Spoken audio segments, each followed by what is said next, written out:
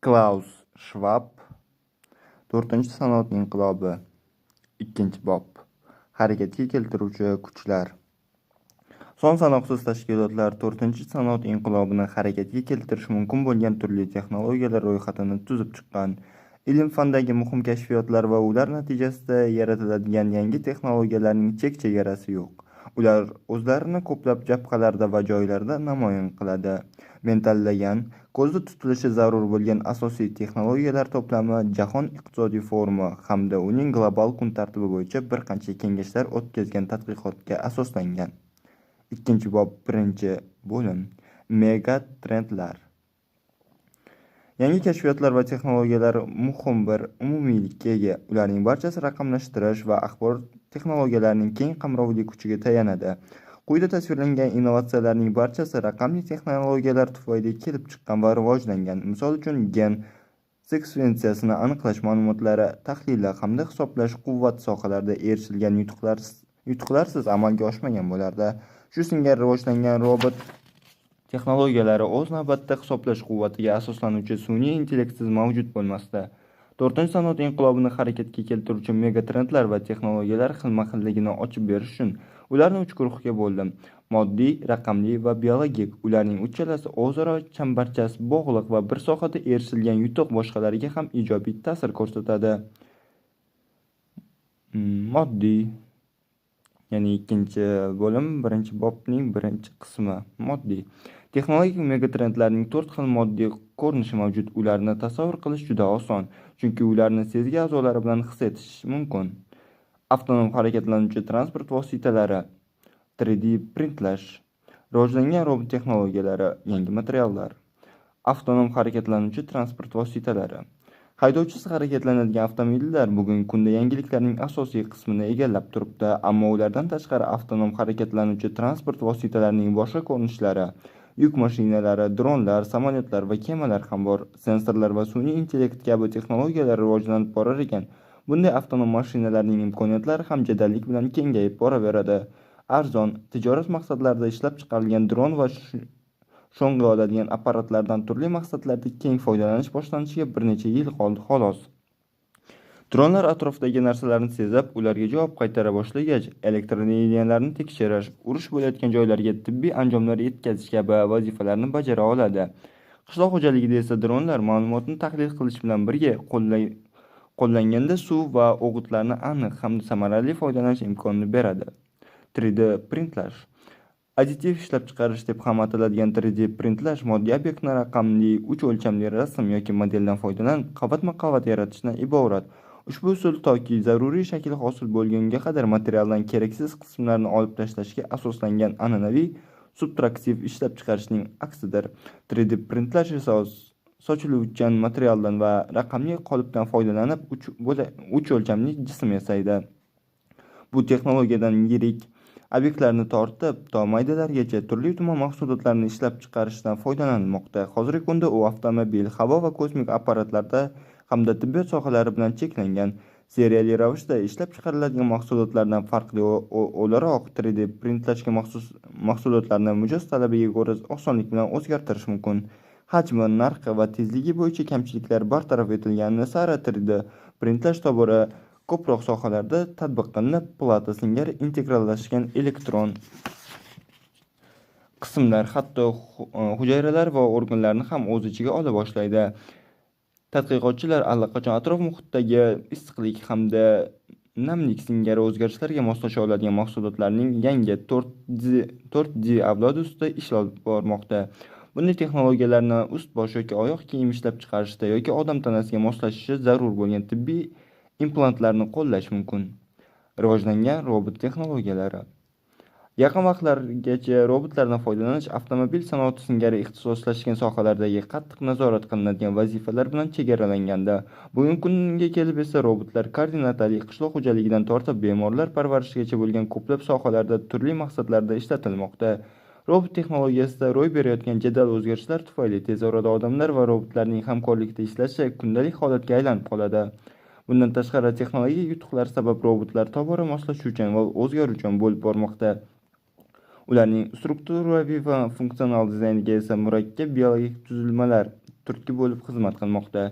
Sensorlar takomillashuvi natijasida robotlar atrofdagi narsalarni yaxshiroq tushunish va javob qaytarish, uy yumushlari singari turli vazifalarni bajarish imkoniga ega bo'lmoqda.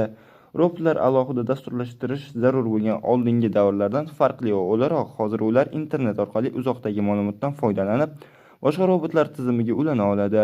Robotlarning keyingi avlodi paydo bo'lganda, ehtimol ular o'zlarida ham odam bilan mashina hamkorligiga berilgan e'tiborni namoyon qiladilar. 3-bobda odam va robot o'rtasidagi munosabatdan kelib chiqadigan ma'naviy va psixologik savollarni ko'rib chiqamiz. Yangi materiallar. Endilikda sotuvda paydo bo'la boshlagan materiallarning xususiyatlarini yaqin vaqtlargacha tasavvur ham qila olmasdik. Umuman olganda ular yengilroq, kuchliroq, qayta ishlatsa bo'ladigan va moslashuvchan. Ayni paytda o'z-o'zini tiklaydigan yoki tozalaydigan aqlli materiallar, o'zini dastlabki shakliga qayta oladigan xotirali metallar, bosimni energiyaga aylantiradigan keramika va kristallar hamda boshqalardan foydalanadigan sohalar mavjud. 4-sanoat inqilobidagi boshqa innovatsiyalar singari yangi materiallar yaratilishi bizni qay tomonga yetaklashini oldindan yaxshi aytish qiyin. Grafen singari murakkab nanomaterialni olaylik. U po'latdan 200 barobar mustahkamroq, soch tolasidan million marta ingichkaroq hamda issiqlik va elektr tokini yaxshi o'tkazadi. Grafen narx bo'yicha raqobatbardosh bo'lgach, ishlab chiqarish va infratuzilma sanoatida katta buzilishlarga sabab bo'ladi. Bu shuningdek faqat ayrim mahsulotlargagina ixtisoslashgan mamlakatlarga ham katta ta'sir ko'rsatadi. Boshqa yangi materiallar oldimizda turgan global xavflarni kamaytirishda asosiy o'rinni egallashi mumkin. Masalan, termoreaktiv plastiklar bo'yicha yangi innovatsiyalarni qayta ishlash deyarli imkonsiz, lekin ular mobil telefonlar, elektron platalardan tortib, aerokosmik sanoatgacha bo'lgan sohalarda qo'llaniladigan materiallarni qayta ishlash imkonini yaratish mumkin. Poligeksagidatriazin (PGT) deb ataladigan qayta ishlanuvchi termoreaktiv polimerlar yangi avlodning kashf qilinishini, o'sish va resurslarga bo'lgan ehtiyojni bir-biridan ajratishga yordam beruvchi, o'zini o'zi tiklash qobiliyatiga ega bo'lgan sirkulyar iqtisodiyot sari ulkan qadam bo'ladi. Ikkinchi bo'lim, birinchi bob, ikkinchi qism. Raqamli. 4-sanoat inqilobi tufayli yuzaga kelgan hamda moddiy va raqamli mahsulotlar o'rtasida ko'prik vazifasini bajaruvchi asosiy omillardan biri buyumlar interneti (IoT'dir). U ba'zan barcha buyumlar interneti deb ham ataladi. Eng sodda ko'rinishda u narsalar va odamlarning texnologiyalari va turli platformalar vositasidagi aloqasidan iborat.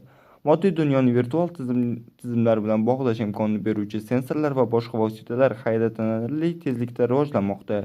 Kichikroq, arzonroq va aqlliroq sensorlar uylarga, kiyimlarga, aksessuarlarga, shaharlar, transport va quvvat tizimlariga hamda ishlab chiqarish jarayonlariga o'rnatilmoqda. Hozirgi kunda smartfon, planshet va kompyuterlar singari milliardlab qurilmalar internetga ulangan. Kelgusi yillarda ularning soni sezilarli darajada o'sib, bir necha milliarddan trilliongacha yetishi kutilyapti. Bu ta'minot tizimi boshqaruvini tubdan o'zgartirish hamda vosita va harakatlarni eng mayda detallarigacha kuzatish, muvofiqlashtirish imkonini beradi. Natijada u ishlab chiqarish va infratuzilmadan to sog'liqni saqlashgacha bo'lgan barcha sohalarda o'zgarishlarga sabab bo'ladi. IoT'ning keng tarqalgan ko'rinishi. Masofadan boshqarishni olaylik. Har qanday paket, quti yoki konteynerga sensor, uzatgich yoki radiochastotali identifikator yorlig'i o'rnatilishi mumkin. Natijada kompaniya mahsuloti qayerda ekanini, ta'minot tizimi orqali qayerga harakatlanayotgani, qanday natijalar ko'rsatgani, qanday ishlayotgani va hokazolar haqida ma'lumot olish imkoniga ega bo'ladi. Shu singari mijozlar o'zlari kutayotgan yuk yoki hujjat qayerda ekanini doimiy ko'rib tura oladilar. Uzun va murakkab ta'minot zanjiri boshqaruv sohasida faoliyat yurituvchi kompaniyalar uchun bu katta o'zgarishga sabab bo'ladi. Yaqin kelajakda bunday nazorat tizimida odamlarning harakatlarini kuzatish hamda foydalaniladi. Raqamli inqilob yakka shaxslar va tashkilotlar o'rtasida munosabat va hamkorlik usullarini o'zgartirib yuboradilar. Butunlay yangicha yondashuvlarni yaratmoqda. Misol uchun, umumiy buxgalteriya kitobida ta'riflanadigan blockchain xavfsizlik protokol bo'lib, kompyuterlar tarmog'i pul o'tkazmalarining yozilishi va tasdiqlanishidan oldin ko'rib chiqadi. Blockchain asosida yotgan texnologiya notanish, odamlarga xolis markaziy vakolat organi, kafil yoki markaziy buxgalteriya kitobisiz hamkorlik qilish imkonini beradi. Qisqa qilib aytganda, blockchain umumiy, dasturlashtiriladigan, xavfsiz kodlangan va shu sababli hech bir tomon nazorat qila olmaydigan hamda hamma tekshirish mumkin bo'lgan buxgalteriya kitobidir. Bitcoin hozirgi paytda eng mashhur blokcheyn mahsulotidir, ammo tez orada bu texnologiya tufayli son sanoqsiz boshqa mahsulotlar ham ishlab chiqiladi. Hozirda blokcheyn texnologiyalari asosini Bitcoin singari raqamli pul birliklari bilan olib borilayotgan pul o'tkazmalarini yozib borish uchun ishlatilmoqda. Tez orada u tug'ilish va o'lim guvohnomalari, mulkka egalik hujjatlari, nikoh guvohnomalari, diplomlar, sug'urta arizalari, tibbiy muolajalar, saylovda berilgan ovozlar, qisqa qilib aytganda kod bilan ifodalash mumkin bo'lgan har qanday harakatlarni ro'yxatga olish uchun ishlatiladi. Ayrim mamlakat va tashkilotlar allaqachon blokcheyn imkoniyatlarini o'rganmoqda. Masalan, Gonduras hukumati uchun texnologiyadan yerga egalik huquqini aniqlashda, Men oroli hukumati esa kompaniyalarni ro'yxatga olishda foydalanmoqda. Kengroq miqyosda texnologiyalar tufayli paydo bo'lgan platformalar talabga asoslangan iqtisodiyot yuzaga kelishiga sabab bo'ladi. Smartfonlar orqali foydalanish oson bo'lgan bunday platformalar odamlar, resurs va ma'lumotlarni bog'lab, mahsulot va xizmatlar iste'mol qilinishning butunlay yangicha shakllarini yaratmoqda. Ular tadbirkorlar va oddiy odamlar oldida turgan boylik yaratish yo'lidagi to'siqlarni kamaytirib, shaxsiy hamda professional muhitni o'zgartirmoqda. Uber biznes modeli bunday texnologik platformalarning vayronkor kuchini yaqqol namoyon etadi. Bunday platformali kompaniyalar soni tezlik bilan ko'payib, kir yuvishdan to bozor qilishgacha, uy ishlaridan to mashina qo'yish maydonchalarigacha, uyda tunab qolishdan tortib to uzoq masofaga birga borishgacha bo'lgan xizmatlarni taklif qilmoqda. Ularning bir umumiy tomoni bor: talab va taklif o'rtasida juda qulay aloqa o'rnatish, iste'molchini turli mahsulotlar bilan ta'minlash, ikki tomonlama munosabatga kirishish va o'z fikrini bildirish imkonini berish orqali ushbu platformalar mijozlar ishonchini qozonmoqda. Bu esa ilgari yetarlicha qo'llanmagan, o'zlarini ta'minotchi deb bilmagan odamlarga tegishli vositalardan samarali foydalanish imkonini beradi. Talabga asoslangan iqtisodiyot muhim savolni o'rtaga tashlaydi. Nimaga ega bo'lish muhimroq? Platformagami yoki u taklif qilayotgan resurslargami? Ommaviy axborot vositalari bo'yicha mutaxassis Tom Goodwin TechCrunch onlayn jurnalining 2015-yil mart sonidagi maqolasida yozganidek, dunyoning eng yirik taksi kompaniyasi bo'lgan Uberning bitta ham avtomobili yo'q. Eng yirik media kompaniyasi Facebook hech qanday kontent yaratmaydi. Dunyoning eng qimmat chakana savdo platformasi Alibaba hech qanday inventarga egalik qilmaydi. Va nihoyat bu dunyoning eng yirik uy-joy ta'minotchisi Airbnb ko'chmas mulkka ega emas. Raqamli platformalar odamlar yoki tashkilotlar birgalikda biror vositadan foydalanganda yoxud xizmat ko'rsatganda yuzaga keladigan qo'shimcha xarajat hamda tushunmovchiliklarni keskin kamaytiradi. Har bir oldi-sotda endilikda juda kichik qismlarga bo'linish va undan barcha tomonlar manfaat ko'rishi mumkin. Bundan tashqari, raqamli platformalardan foydalanganda qo'shimcha mahsulot ishlab chiqarish yoki xizmat ko'rsatish xarajatlari deyarli nolga teng bo'ladi. Bu o'z navbatida biznes va jamiyatga katta ta'sir o'tkazadi. Buni kitobning 3-bobida batafsil ko'rib chiqamiz. Ikkinchi bob 1-bo'lim 3-qism. Biologiya. Qisman genetika sohasidagi innovatsiyalarni ta'riflashga til ojiz. So'nggi yillarda gen sekvensiyasini aniqlash jarayonini arzonlashtirish hamda soddalashtirish, keyinroq esa genlarni faollashtirish va tahrirlash borasida katta yutuqlarga erishildi. Inson genomi loyihasini amalga oshirish uchun 10 yil va 2,7 milliard dollar talab etilgan bo'lsa, endilikda genom sekvensiyasini aniqlash bir necha soat ichida $1000 dan kamroq mablag' evaziga bajarish mumkin. Kompyuterlarning hisoblash quvvati kuchaygani sababli olimlar genning ma'lum bir kombinatsiyasi qanday xususiyat yoki kasallik keltirib chiqarishini sinov va xatolar orqali emas, balki shunchaki kompyuterda sinab ko'rish orqali o'rganmoqda. Keyingi bosqich esa sintetik biologiyadir. U bizga organizmlar DNKsini yozish yo'li bilan ularni ma'lum talablarga moslashtirish imkonini beradi. Yuzaga keluvchi jiddiy axloqiy savollarni chetga surib turadigan bo'lsak, bu yutuqlar nafaqat tibbiyotda, balki qishloq xo'jaligi va bioyoqilg'i ishlab chiqarishda ham bevosita katta burilish yasashi mumkinligini ko'ramiz.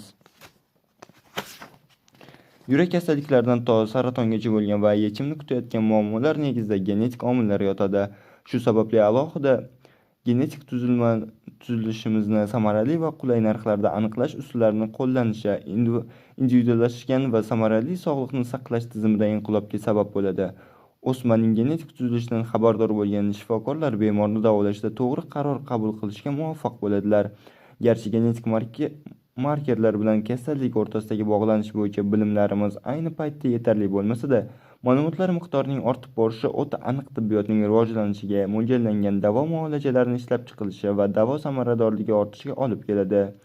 IBM kompaniyasining Watson superkompyuter tizimi bir necha daqiqadayoq yuzlab kasallik va muolaja tarixi, skaner tekshiruvlari, genetik axborotni to'liq va zamonaviy tibbiy ma'lumotlarga solishtirib, bemor uchun individual muolaja usullarini tavsiya etishga yordam beradi. Biologik ma'lumotlarni tahrirlash imkoniyatini har qanday hujayra turiga tatbiq qilish mumkin. Bu nafaqat genetik jihatdan o'zgartirilgan o'simlik va hayvonlarni yaratish, balki voyaga yetgan organizm, shu jumladan odamning ham hujayralarining o'zgartirishiga imkon beradi. Mazkur usul o'zining aniqligi, samarasi va soddaligi bilan 1980-yillarda qo'llangan gen muhandisligi usullaridan farq qiladi. Ilm-fan shu qadar tez rivojlanmoqdaki, bugungi kunda uning oldida turgan to'siqlar texnik emas, balki qonuniy, me'yoriy va axloqiy tabiatga ega. Bu texnologiyalar qo'llanishi mumkin bo'lgan sohalar sonining chek-chegarasi yo'q. Hayvonlarni arzonroq oziqlanadigan yoki mahalliy iqlimga mos qilib o'zgartirish, keskin harorat o'zgarishlari yoki qurg'oqchilikka chidamli o'simlik navlarini yaratish ayrim misollar xolos. Gen muhandisligi bo'yicha tadqiqotlar davom etar ekan, genni tanlash va yetkazishdagi muammolar yechimini topib boradi. Bu esa axloqiy nuqtai nazardan oldimizga jiddiy va dolzarb savolni qo'yadi. Gen tahrirlash tibbiy tadqiqot va davolashda qay darajada inqilobiy o'zgarishlarga sabab bo'ladi? Umuman olganda, o'simlik va hayvonlar dori moddalari yoki davolashning boshqa vositalarini ishlab chiqarish uchun genetik jihatdan o'zgartirilishi mumkin. Gemofiliya kasaliga chalingan bemorlar uchun tarkibida qonni ivituvchi moddalar bo'lgan sut beruvchi o'zgartirilgan sigirlar yaratilishiga oz vaqt qoldi. Tadqiqotchilar allaqachon odamga ko'chirib o'tkazsa bo'ladigan organlarni yaratishga mo'ljallangan cho'chqa genomi ustida ish olib bormoqda. Turli texnologiyalar bir-birini to'ldirib rivojlantirish mumkinligi haqida avval aytib o'tgan fikrimizga misol sifatida biologik printlashni keltirish mumkin. Bunda 3D ishlab chiqarish texnologiyasi gen muhandisligi bilan birgalikda to'qimalarni almashtirish va qayta tiklash maqsadida tirik to'qimalar yaratadi. Ushbu usuldan hozirgi paytda teri, suyak, yurak va tomir to'qimasi olishda foydalanishga erishildi va nihoyat printlangan jigar to'qimasi qavatlarini transplantat hosil qilishga ham qo'llash mumkin. Faollik darajamiz va qonning biokimyoviy tarkibi ularning jismoniy, ruhiy salomatligimiz, uy hamda ish faoliyatimizdagi mahsuldorligimizga qanday ta'sir qilishi mumkinligini o'rganish maqsadida kuzatuvchi qurilmalar, ularni o'rnatish usullari ustida ish olib boryapmiz. Bundan tashqari, inson miyasi aynan qanday ishlashi borasidagi bilimlarimiz salmog'i ortib, neyrotexnologiya yo'nalishida katta yutuqlarga guvoh bo'lmoqdamiz. Bu holatni so'nggi yillarda eng ko'p pul ajratilgan tadqiqotlarning ikkitasi neyrobiologiyaga bag'ishlagani bilan izohlash mumkin. Aynan biologiya sohasida ijtimoiy normalar va muvofiq me'yoriy hujjatlar yaratish borasida eng jiddiy muammolar yuzaga kelmoqda. Inson bo'lish nimani anglatishi, o'z tanamiz va salomatligimizga oid qanday ma'lumotlarni boshqalar bilan baham ko'rishimiz mumkinligi, kelajak avlodlar irsiyatini o'zgartirishda qanday huquq va mas'uliyatlarimiz borligi borasidagi yangidan-yangi savollarga to'qnash kelyapmiz. Gen tahrirlash mavzusiga qaytadigan bo'lsak, tirik odam embrioni genomida turli o'zgarishlarga amalga oshirish ancha osonlashganini hisobga olib, ma'lum xususiyatlarga ega bo'lgan yoki ayrim kasalliklarga chidamli maxsus yaratilgan bolalar dunyoga kelishi yaqinligini taxmin qilishimiz mumkin. Bunday imkoniyatlar yuzaga keltiradigan ijobiy va salbiy taraflar haqida munozaralar kuchayotganini esa ta'kidlashga hojat yo'q. Xususan, 2015-yil dekabrda AQSh Milliy fanlar akademiyasi va Tibbiyot akademiyasi, Xitoy fanlar akademiyasi va Buyuk Britaniya qirollik jamiyati vakillari odam genini tahrirlashga bag'ishlangan sammitda yig'ildilar. Muhokamalariga qaramasdan, biz hali eng so'nggi gen texnologiyalari va ularning natijalari bilan to'qnash kelishga tayyor emasmiz. Ular sabab bo'luvchi ijtimoiy, tibbiy, axloqiy hamda psixologik savollar anchagina salmoqli va ularga javob topilishi yoki hech bo'lmaganda yaxshilab ko'rib chiqilishi darkor. Kashfiyotlar dinamikasi. Innovatsiya murakkab ijtimoiy jarayon bo'lib, u o'z-o'zidan sodir bo'ladi deb o'ylash xato. Shu sababli garchi bu bo'limda dunyoni o'zgartirishga qodir bo'lgan qator texnologik yutuqlar haqida so'z borsa-da, bunday kashfiyotlar davom etishi va iloji boricha yaxshiroq natijalarga qanday erishish mumkinligi haqida bosh qotirishimiz juda muhim. Akademik muassasalar istiqbollari g'oyalar ustida ishlash uchun eng qulay joylar sanaladi. Biroq yangi ma'lumotlarga ko'ra, bugungi kunda oliy o'quv muassasalaridagi karyera istiqboli va moliyalashtirish tizimi dadil hamda innovativ dasturlarga nisbatan bosqichma-bosqich an'anaviy tadqiqotlarni ustun ko'radi. Ilm-fanda konservativ tadqiqotlarni kamaytirishning bir yo'li tijoratga yo'nalgan tadqiqotlarni rag'batlantirishdir. Ammo bu yondashuv ham o'ziga xos qiyinchiliklarni keltirib chiqaradi. 2015-yilda Uber Technologies Insurance kompaniyasi Carnegie Mellon universitetidan robot texnologiyasi sohasidagi 40 ga yaqin ilmiy tadqiqotchilar va olimlarni yolladi. Laboratoriyadagi inson kapitalining katta qismini tashkil etgan xodimlar sonining ko'pligi uning ilmiy tekshirish imkoniyatlariga ta'sir qildi va AQSh Mudofaa vazirligi hamda boshqa tashkilotlar bilan tuzilgan shartnoma shartlarini bajarishda qiyinchiliklarga uchradi. Ilmiy va biznes doiralarida muhim fundamental tadqiqotlar va innovatsion texnik moslashuvchilarni rag'batlantirish uchun hukumatlar ulkan tadqiqotlarga ko'proq mablag' ajratishi zarur. Bundan tashqari, barchaga foyda keltirishi mumkin davlat va xususiy sektor o'rtasidagi hamkorlik bilim hamda inson kapitalini ko'paytirishga qaratilgan bo'lishi lozim. Ikkinchi bob, ikkinchi bo'lim. Burilish nuqtalari. Yuqoridagi megatrendlar umumiy ma'noda ancha mavhum tuyuladi. Shunga qaramay, ular g'oyatda foydali yangi mahsulot va ishlanmalarga sabab bo'lmoqda. Jahon iqtisodiy forumi 2015-yil sentyabr oyida chop etgan hisobotda kelajakdagi raqamli va o'ta bog'langan dunyoni hosil qiluvchi 21 ta burilish nuqtasi ma'lum texnologik o'zgarishlarni keng omma qabul qiladigan vaqt keltirilgan. Ularning barchasi kelasi 10 yil ichida bo'lib o'tishi kutilmoqda va 4-sanoat inqilobi sabab bo'lgan chuqur o'zgarishlarni yaqqol aks ettirishga xizmat qiladi. Burilish nuqtalari Jahon iqtisodiy forumining kompyuter dasturlari va jamiyat kelajagi deb nomlangan global kun tartibi kengashida o'tkazilgan so'rovnoma asosida tuzilgan. Ushbu so'rovnomada axborot va kommunikatsiya texnologiyalari sohasidagi 800 dan ortiq ijrochi hamda ekspertlar qatnashgan.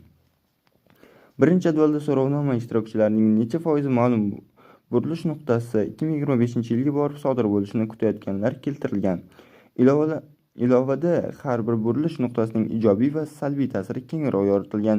Shuningdek, dastlabki so'rovnoma tarkibida bo'lmagan 2 burilish nuqtasi loyihalangan mavjudotlar va neyrotexnologiyalar ham keltirilgan, ammo ular birinchi jadvalda berilmagan. Ushbu burilish nuqtalari oldinda qanday tub o'zgarishlar kutayotgani va tizimli tabiati tufayli bir necha bor kuchaygan ta'sirga qanday tayyorlanish va javob qaytarishni tushunishda muhim ahamiyat kasb etadi. Keyingi bobda keltirilganidek, ushbu o'tish bosqichida to'g'ri yo'lni yo'qotmaslik uchun sodir bo'layotgan va bo'ladigan o'zgarishlarga ham ularning jahon hamjamiyatining barcha bosqichlariga ta'siridan ogoh bo'lishimiz darkor.